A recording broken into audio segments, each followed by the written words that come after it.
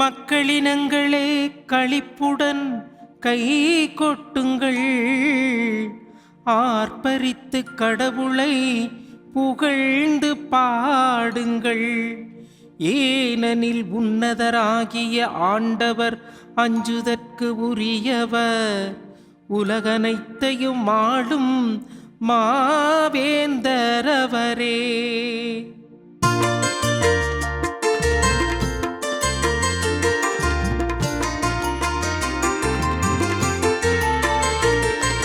கடவுளே அனைத்துலகின் வேந்தர் நீரே, கடவுளே அனைத்துலகின் வேந்தர் நீரே, கடவுளே அனைத்துலகின் வேந்தர் நீரே, கடவுளே அனைத்துலகின் வேந்தர் நீரே. கிறிஸ்து இயேசுவின் இதய உறவில் வாழும் அன்பு உள்ளங்களே, உங்கள் அனைவரையும் தினம் ஒரு திருப்பாடல் என்னும் இந்நிகழ்வின் வாயிலாக உங்களை சந்திப்பதில் மனம் மகிழ்கின்றது. தினம் ஒரு திருப்பாடல் என்னும் இந்நிகழ்வில் எங்களது சிறிய சிந்தனையையும் உங்களது சிறிய நேரத்தையும் ஒன்றாக செலவிடுவதில் மகிழ்கின்றோம். இந்நிகழ்வில் இன்று நாம் பார்க்கவிருக்கும் திருப்பாடல் எண் 47. இத்திருப்பாடல் தாவீது அரசரால் அல்ல, கோராக்கியரின் புகழ்பாவாக, அதாவது கோராக்கியரின் பாடக தலைவர்களாக, பாடல் குழுவினர்களாக பாடப்படும் ஒரு திருப்பாடல். இத்திருப்பாடல் பல தொடர்புகளை கொண்ட வரிசையுள்ள திருப்பாடலாக அமைகின்றது. இத்தகைய பாடக குழுவினர்கள் இந்த திருப்பாடலை மட்டுமல்ல, இதற்கு முன்பு 46, 47, 48 என்று வரிசையாக தங்கள் பாடல்களை, தங்கள் புகழ்பாக்களை பாடியிருக்கின்றார்கள். ஆக இத்திருப்பாடல் இறைவனுக்கு ஏற்றப்பட்ட ஒரு பாடலாக இருந்தாலும் இன்னும் குறிப்பாக இறைவனுக்காக பாடப்பட்ட ஒரு பாடலாக அமைகின்றது. எவ்வாறு எனில், இப்பாடலின் மைய கருவாக இறைவனுக்கு பாடப்பட்ட பாடல், மக்கள் அனைவரும் சேர்ந்து இறைவனை ஆர்ப்பரித்து பாடப்பட்ட பாடல். இதை ஆங்கிலத்தில் கிங்ஷிப் ஆஃப் காட் என்று கூறுவார்கள். அதாவது உலக அரசராம் கடவுளின் நிலையை பார்த்து மனிதர்கள் ஏற்படுத்திய பாடிய ஒரு பாடலாக இது அமைகின்றது. இத்திருப்பாடலின் முன்பு நாம் வாசிக்கின்றோம், நம்மோடு வாழும் கடவுள் என்ற தலைப்பில் பாடல்கள் பாடப்பட்டன. இதுக்கு பின் வருகின்ற பாடல்கள் ஆண்டவரே உலகின் அரசர் என்றும் கடவுளின் திருநகர் என்றும் பாடப்படுகின்ற பாடல்களாக அமைகின்றது. இறுதியாக செல்வம் பயன் அற்றது என்னும் ஒரு கருத்தையும் முன்வைக்கின்றது. 47ஆம் இத்திருப்பாடல் முன்பே கூறியது போல கிங்ஷிப் ஆஃப் காட், அதாவது ஆண்டவரே உலகின் அரசர். இவ்வுலகு அனைத்தையும் படைத்தவர் ஒருவரே, அவர் ஆண்டவரே. அவர் படைப்புகளாகிய நமக்கு அவர் என்றும் முதன்மை படைப்பாக இருக்கின்றார். அதாவது நம்மை உருவாக்கிய அவர் என்றும் நமக்கு அரசராக, என்றும் கடவுளாக இருக்கின்றார் என்றும் பிரதான கருத்தை மறைமுகமாக எடுத்து உரைக்கும் இத்திருப்பாடல் கடவுள் நமக்கு அரசராக இருக்கின்றார் என்றும் மைய கருத்தை வெளிப்படையாக எடுத்துரைக்கின்றது.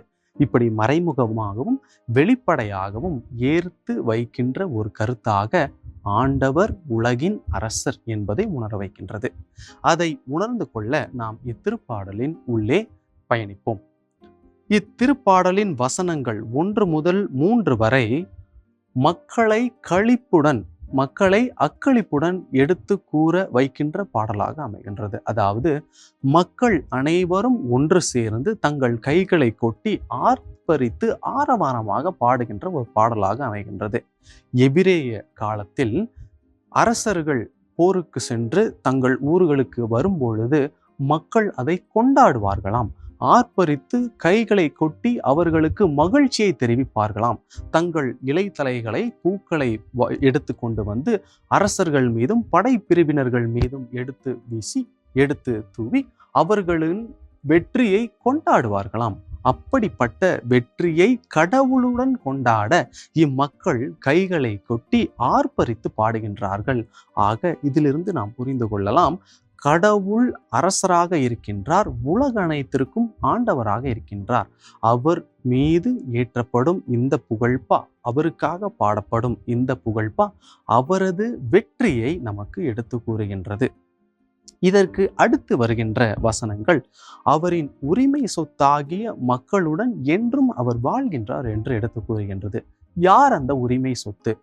நீங்கள், நான், நம் அனைவரும் அவர் உரிமை சொத்தாக இருக்கின்றோம். ஒரு குறிப்பிட்ட நாடோ ஒரு குறிப்பிட்ட மக்களினமோ அல்ல. கிறிஸ்துவத்தில், இறைவனில், தந்தையாகிய கடவுள் மீது நம்பிக்கை கொண்டவர்களும் நம்பிக்கை கொள்ளாதவர்களும் அனைவருக்குமாக அவர் வாழ்வு ஏற்படுத்துகின்றார். ஆக உலக அனைத்தில் வாழும் மக்கள் அனைவருக்கும் அவர் ஆண்டவர் என்பதை எடுத்து கூறுகின்றது. கடவுள் மீது நம்பிக்கை கொள்ளாதோருக்கும் அவர் வாழ்வு ஏற்படுத்துகின்றார். இத்தகைய தந்தையாக அவர் விளங்குகின்றார் என்று எடுத்து கூறுகின்றது. இதற்கு பின் வருகின்ற வசனங்கள் கடவுள் உலகின் வேந்தர், அவர் பிற இனத்தார் மீது ஆட்சி செலுத்துகின்றார், ஆக தம் அரியணையில் வீற்றிருக்கின்றார் என்று எடுத்து கூறுகின்றது. அவர் தம் இனத்தார் பிறவினத்தார் என்று பிரிக்காமல் அனைவரும் மக்களாக பார்க்கும் ஒரு தந்தை. ஆக அந்த தந்தையின் கரங்களை பற்றி கொள்ளும் மக்களுடன் பற்றி கொள்ளாத மக்களுடன் என்றும் அவர் கரம் கோர்க்கின்றார். என்றும் தம் கரத்தை நழுவாது அவர் பிடித்து கொள்கின்றார். ஆக கடவுளின் கரத்தை பற்றி கொள்ளும் பிள்ளைகளாக நாம் வாழ்ந்திட, நம் தினந்தோறும் வாழ்வில் அவரது கரத்தை பற்றி கொள்ளும் மகன்களாக, மகள்களாக, தாய் தந்தையர்களாக நாம் இருந்திட, அவரது அன்பை ருசித்திட ஜபத்தின் வழியாக அவருடன் இணைவோம். இந்த ஜபம் என்னும் ஒரு கொடையின் வழியாக தந்தையின் அன்பை நாம் புரிந்து கொள்கின்றோம். ஆக தினந்தோறும் நாம் ஏறெடுக்கும் ஜபங்கள் இறைவன் நம்மீது வைத்துள்ள கரத்தை விலகி விடாமலும், அவர் நம்மீது வைத்துள்ள கரத்தில் இருந்து நாம் விலகி விடாமலும் அந்த கரத்தை பற்றி கொள்ள உதவுகின்றது. ஆக எந்நாளும் தந்தையுடன் சேர்ந்து வாழும் பிள்ளைகளாக, அவரது அன்பில் நிலைத்திருக்கும் மக்களாக வாழ ஜெபிப்போம். ஜெபம். எங்கள் அன்பான தந்தையே, நீர் எந்நாளும் எங்களுடன் இருந்து எங்களுக்கு ஆசீர் தந்து எங்கள் வாழ்வை மாற்றி நாங்கள் ஒளிமிக்க வாழ்வில் வாழ, ஒளியின் மக்களாக வளர உமது ஆசீருடன் உமது அருளும் எங்களுக்கு தந்து எங்களுடன் இருந்து எங்களை வழிநடத்தியதற்காக உமக்கு நன்றி செலுத்துகின்றோம். நீர் அருளும் ஆசீரையும் உமது கொடைகளையும் பெற்றுக்கொள்ள நாங்கள் எந்நாளும் உமது கரத்தை பற்றி கொள்ளும் பிள்ளைகளாக வாழ்ந்திட அருள் புரியும். ஆமேன்.